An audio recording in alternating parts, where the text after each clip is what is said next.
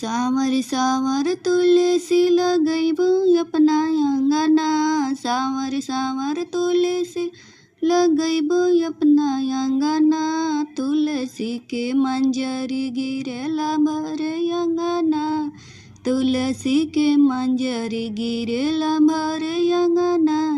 आवय हो सीता बेटी बहर घर अंगना, आवय हो सीता बेटी बहर घर अंगना। इहे पढ़े आई है कौशल्या माई के ललना, इहे पढ़े आई है कौशल्या माई के ललना। आवय राधिका बेटी बहर घर अंगना, आवय हो राधिका बेटी बहर घर अंगना।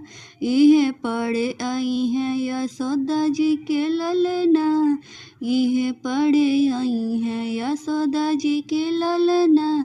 आवय हो रिधि सीधी बहर घर अंगना, आवय हो रिधि सीधी बहर घर अंगना।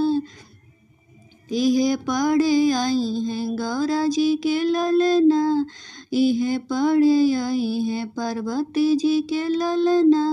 सावर सावर तुलसी लगैबो अपना अंगना, सावर सावर तुलसी लगैबो अपना अंगना, तुलसी के मंजरी गिरेला भर अंगना, तुलसी के मंजरी गिरेला भर अंगना।